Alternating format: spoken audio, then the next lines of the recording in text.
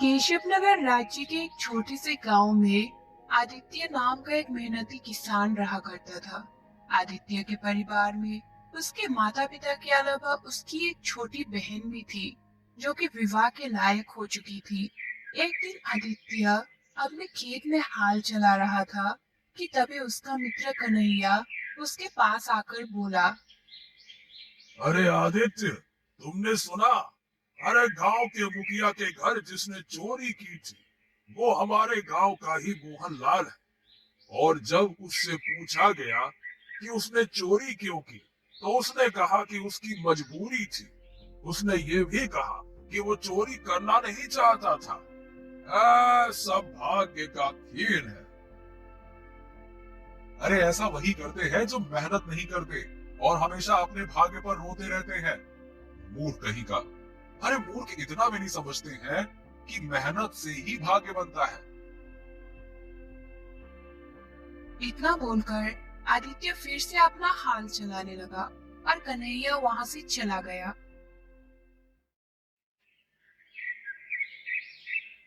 शाम को जब आदित्य अपने घर की ओर जा रहा था, तभी उसके कानों में एक साधु की आवाज टकराई। वहीं रुक जाओ। आदित्य ने जैसे ही पलटकर देखा, तो उसने देखा कि एक वृक्ष के नीचे एक साधु बैठे हुए उसे देखकर रहस्यमय अंदाज में मुस्कुरा रहे थे। क्या हुआ साधु महाराज? आपने मुझे क्यों पुकारा? कुछ देर पहले जब तुम अपने मित्र से बात कर रहे थे, तब मैं तुम्हारे खेत के पास ही एक वृक्ष के नीचे बैठा हुआ तुम दोनों की बातें सुन रहा था। दरअसल मुझे तुम्हारी भाग्य की परिभाषा अच्छी लगी। अब कहना क्या चाहते हैं आप साधु महाराज? देखो, जिस मुखिया के घर पर जिस चोर ने चोरी की थी, वो सत्य कह रहा है। उसने चोरी मजबूरी में की थी। मजबूरी हमसे हर वो काम करा लेती है जिसकी हम कल्पना भी नहीं कर सकते। उस चोर ने सही कहा था, सब भाग्य का खेल है। अब लेकिन साधु महाराज, मैं अब भी अपनी बात पर अटल हूँ। इंसान अपना भाग्य अपनी मेहनत से बनाता है। जब कोई इंसान अपने जीवन में मेहनत नहीं करता, तो वो सारा का सारा दोष भाग्य पर ही डाल देता है। आदित्य, मेहनत के साथ साथ इंसान का भाग्य अच्छा होना भी आवश्यक है। अगर इंसान का भाग्य अच्छा नहीं हुआ, तो उसकी सारी मेहनत बेकार जाती है और उसकी सारी योजना धरी की धरी रह जाती है।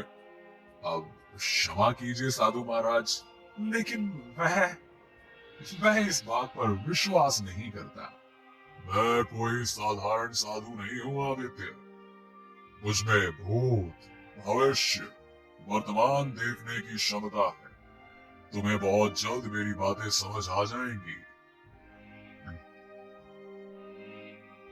इतना बोलकर साधु वहां से चला गया।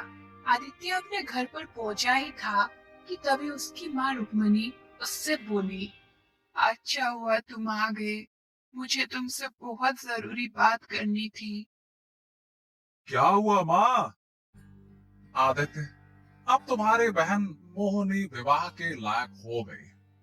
हमने उसके लिए अच्छा वर भी ढूंढ लिया। लड़का बहुत अच्छा है और हमारे गांव के जमींदार का दूर का रिश्तेदार भी है। अरे आप चिंता मत कीजिए पिताजी। मैं अपनी बहन का विवाह खूब धूमधाम से करूंगा। हाँ, मेरी फसल सारे राज्य में बहुत अच्छी उगी है। बस कुछ दिन बाद फसल की कटाई प्रारंभ होने वाली है। मैं अपनी फसल को राज्य में बहुत अच्छे दाम में बेचूंगा और फिर देखना आप, अपनी बहन का विवाह धूमधाम से करूंगा। आदित्य के परिवार वाले मुस्कुराने लगे।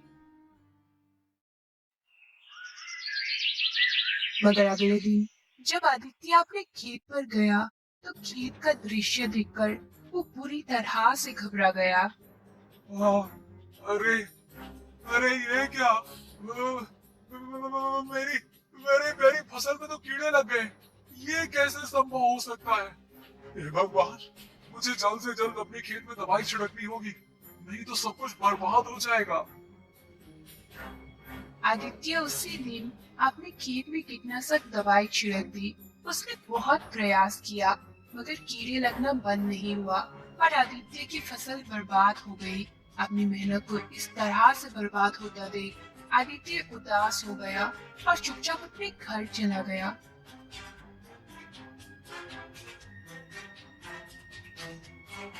उसे उदास देखकर उसकी माँ रुक्मणी उससे बोली, क्या हुआ आदित्य, तुम उदास क्यों हो? आदित्य सारी घटना बताते हुए बोला, माँ, हमारी सारी फसल बेकार हो गई। मेरी समझ नहीं आ रहा कि अब मैं क्या करूं मैं। चिंता मत करो, तुम तो हमेशा अपने मेहनत को ही भाग्य समझते हो, तो फिर क्यों रोते हो? जाओ, जाकर जमींदार से कर्ज ले लो और केशव नगर से बीज खरीद कर ले आओ। अपनी माँ की बात सुनकर आदित्य जमींदार की हवेली पर चला गया और सारी घटना बताते हुए बोला, जमींदार साहब, मुझे बीज खरीदने के लिए कर्ज चाहिए। हाँ, तो देखो आदित्य, मुझे तुम्हें कर्ज देने में कोई आपत्ति नहीं है, पर तुम तो जानते हो कि मेरा ब्याज बहुत भारी होता है। सोच लो, क्या तुम समय पर मेरा कर्ज चुका पाओगे? अब जमींदार साहब, सारा गांव जानता है कि मैं मेहनती और ईमानदार भी हूँ। मुझ पर थोड़ा तो भरोसा कीजिए। हाँ, सही बात कह रहे हो। लेकिन बेटा आदित्य, क्या है ना कि भरोसा करके उधार दिया जाता है, ब्याज पर कर्ज नहीं।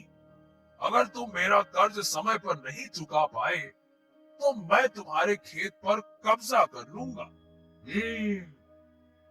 आदित्य गहरी सोच में डूब गया, क्योंकि उसके पास बीज खरीदने के लिए भी धन नहीं था।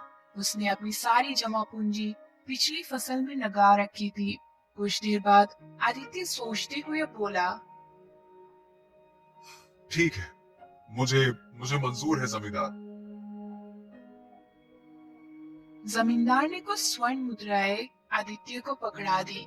आदित्य स्वर्ण मुद्राएं लेकर केशव नगर गया और अच्छे बीज खरीद कर ले आया। फिर वो पूरी मेहनत से खेतों में बीज बोने लगा। कुछ महीनों में उसकी फसल पककर तैयार हो गई, मगर जैसे ही फसल की कटाई का दिन आया, आदित्य ने देखा कि उसकी फसल में फिर से कीड़े लग गए और फसल पूरी तरह से बर्बाद हो गई। ये देखकर आदित्य की आंखों में आंसू आ गए। वो रोते हुए घर आया और सारी घटना अपनी माँ को बताते हुए बोला, माँ, माँ, सारी फसल बर्बाद हो गई माँ। ऊपर से मैं जमींदार का कर्जदार भी हो गया।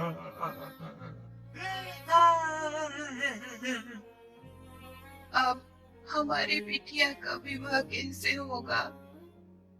अरे आदित्य, उस दिनों में लड़के वाले मोहनी को देखने आने वाले। ऐसे में तो अब ऐसे में तो मेरे मेरे सारे गांव के सामने नाक कट जाएगी। तभी वहां जमींदार आ पहुंचा और आदित्य से बोला, अरे ओ आदित्य, मैं अपना धन ब्याज सहित लेने आया हूँ। क्या हुआ भाई, कहाँ हो? जमींदार, मेरी सारी फसल बेकार हो गई है। मुझे कुछ समय की मोहलत और दे दीजिए।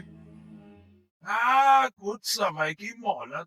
ए बुड़बक, तुम्हारा दिमाग खराब हो गया है क्या?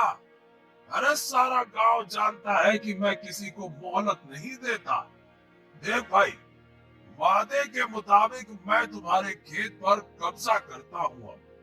अगर तुम अपना खेत छुड़ाना चाहते हो, सीधी बात है, मेरा धन ब्याज सहित लौटा दो और खेत ले जाओ। है?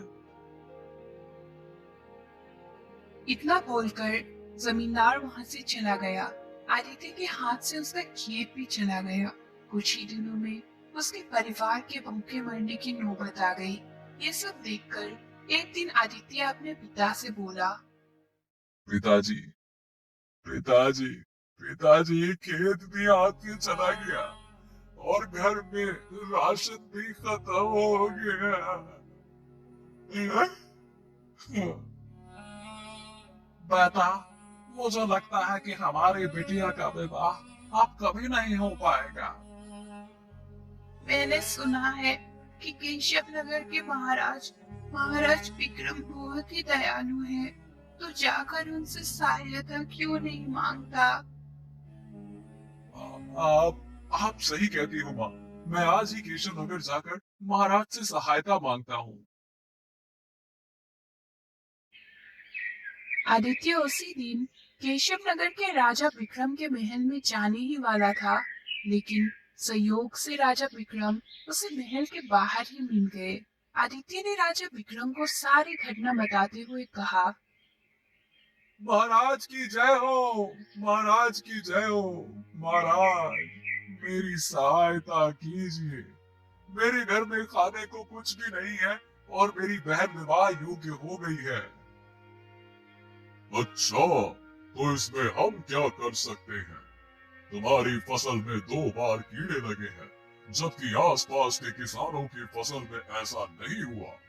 इसका अर्थ ये है कि तुम्हारा भाग्य सही नहीं चल रहा है। और दूसरा ये है कि तुम झूठ बोल रहे हो। महाराज, महाराज, मैं झूठ नहीं बोल रहा हूँ। मैं कैसे मान लूं कि तुम सच बोल रहे हो? मैं तुम्हारी कोई सहायता नहीं कर सकता। बात खत्म, यहाँ से जा सकते हो। राजा विक्रम की बात सुनकर आदित्य उदास हो गया और अपने गांव की ओर चल दिया। आधे रास्ते में वो एक घने वृक्ष के नीचे बैठ गया और अपने आप से बोला, पता नहीं ये मेरे सुख को किसकी नजर लग गई है। तभी आदित्य की नजर सामने पड़े एक व्यक्ति पर पड़ी, जिसके शरीर से खून बह रहा था। वो तुरंत उस व्यक्ति के पास पहुंचा और देखा कि वो मर चुका है। अरे, ये तो मर चुका है। तभी आदित्य की नजर उसके हाथ पर गई, जहाँ एक बड़ा हीरा चमक रहा था। अरे, ये हीरा तो बहुत कीमती लगता है। क्यों ना इसे मैं केशव नगर जाकर किसी जौहरी को बेच दूं। इससे मुझे अच्छी खासी रकम मिल जाएगी और मैं जमींदार से अपना खेत छुड़ा सकता हूँ। हाँ।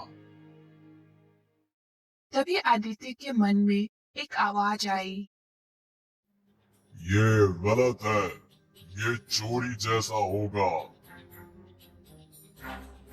हाँ? क्या?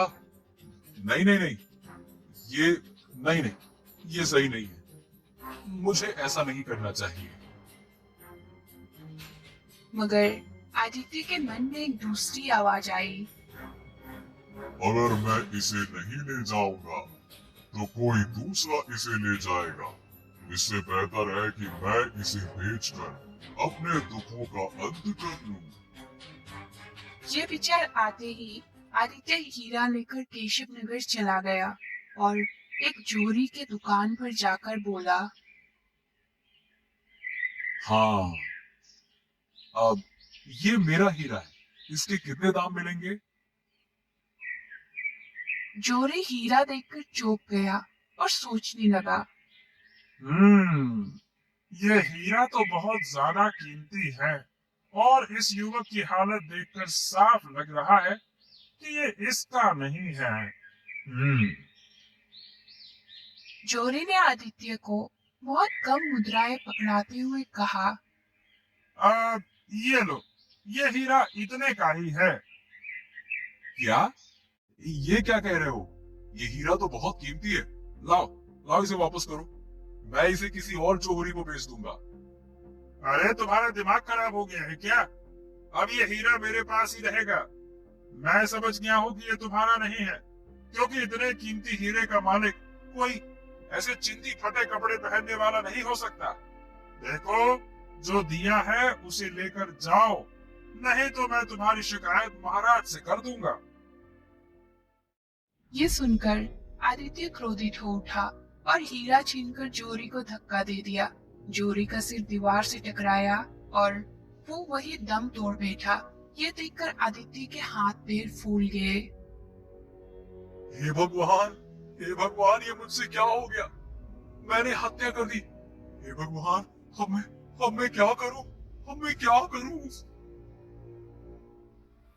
तभी वहां एक व्यक्ति आ गया पर उसने जोरी को मरा हुआ देखा। साथ ही उसने आदित्य के हाथ में हीरा देखकर सारा माजरा समझ लिया। आदित्य घबराते हुए उस व्यक्ति से बोला, मैंने इसे नहीं मारा। मैंने तो सिर्फ अपना हीरा वापस लिया था जो ये नहीं दे रहा था। मैंने तो उसे धक्का दिया। मुझे नहीं पता वो कैसे मर गया।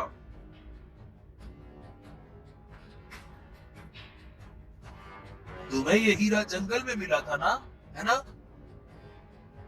अब हाँ, लेकिन तुम्हें कैसे पता?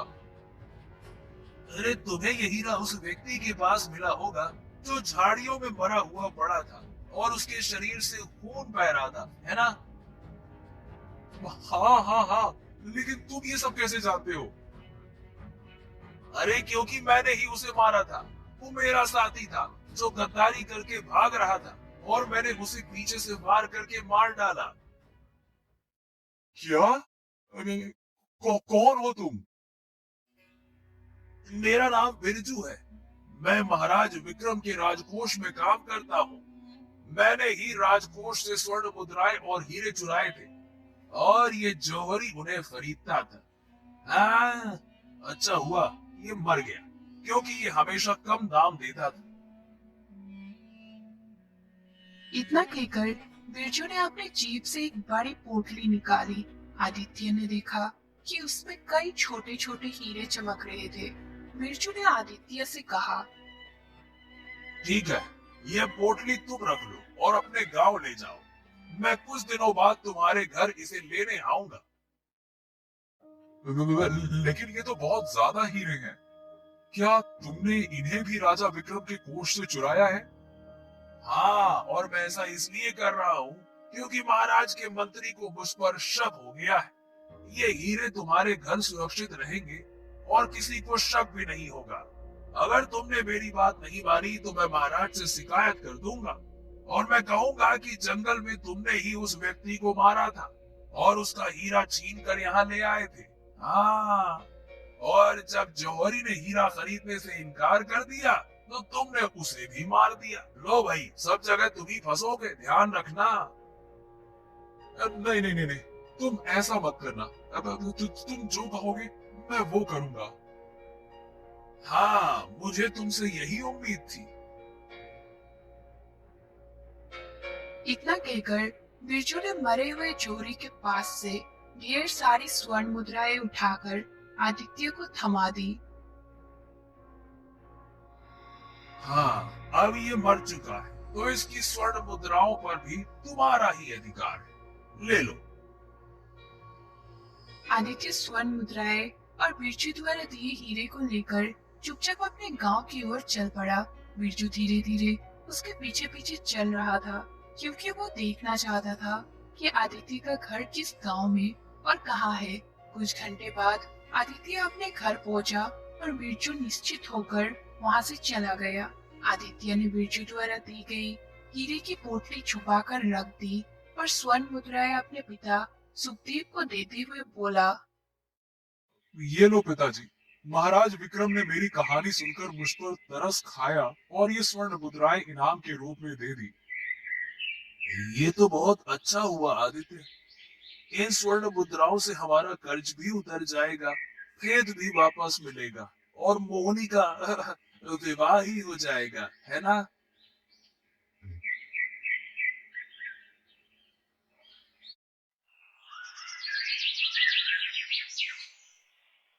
अगले दिन आदित्य जमींदार के पास गया और उसके कर्ज चुकाते हुए कहा, ठीक है, तो मैंने जितना कर्ज लिया था वो सूद सहित अब चुका रहा हूं। ठीक है? ठीक है भाई, ये लो, आज से तुम्हारा खेत तुम्हारा हुआ। मुझे तो बस अपने धन से मतलब था जो मुझे ब्याज सहित मिल गया। बस बात खत्म।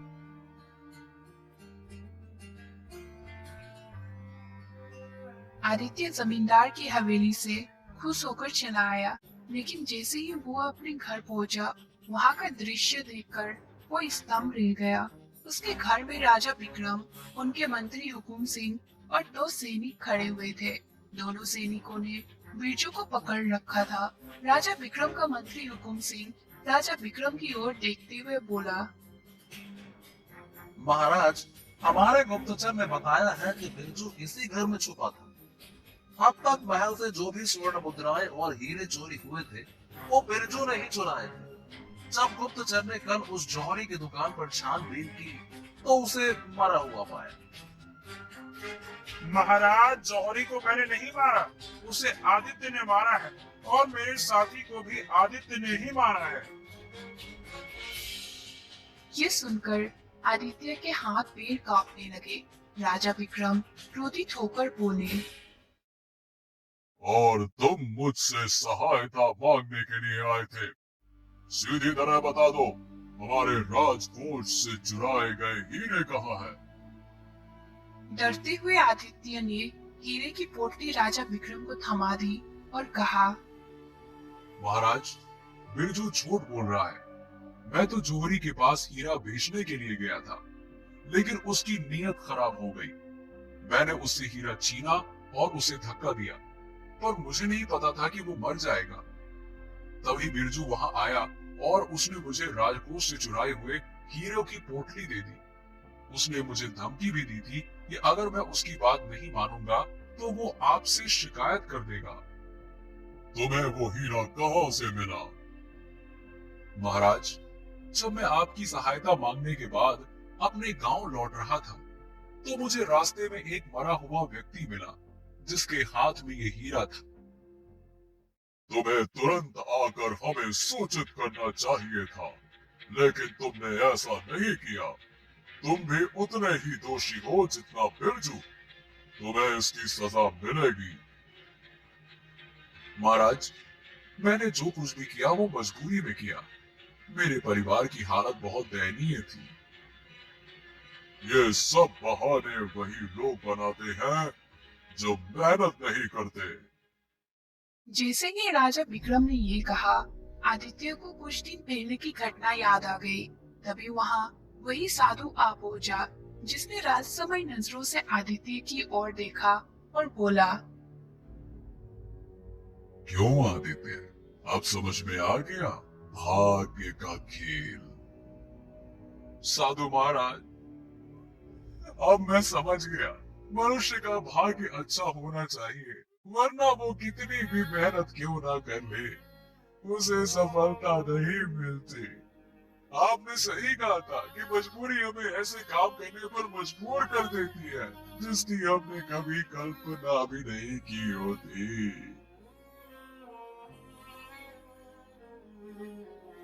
महाराज, इसे छोड़ दीजिए। ये बेचारा भाग्य का मारा है। मैं इसे जानता हूँ। ये मेहनती व्यक्ति है और इसका अपराधी उसे कोई लेना देना नहीं है। ठीक है साधु महाराज, अगर आप कहते हैं तो मैं इसे छोड़ देता हूँ। इतना कहकर राजा विक्रम अपने मंत्री के साथ वहां से चले गए और सैनिक बिरजू को पकड़कर ले गए। देखो, तुम्हारे भाग्य में कुछ समय के लिए बुरा समय लिखा था, जो अब खत्म हो चुका है। याद रखना, इंसान की मेहनत जितनी जरूरी होती है, उतना ही उसका भाग्य भी महत्वपूर्ण होता है। इतना कहकर साधु वहां से चला गया। साधु की बात सही निकली। कुछ महीनों बाद जब आदित्य ने फसल बोई, तो उसकी फसल बहुत अच्छी हुई और राज्य में सबसे अच्छे दामों में बिकी।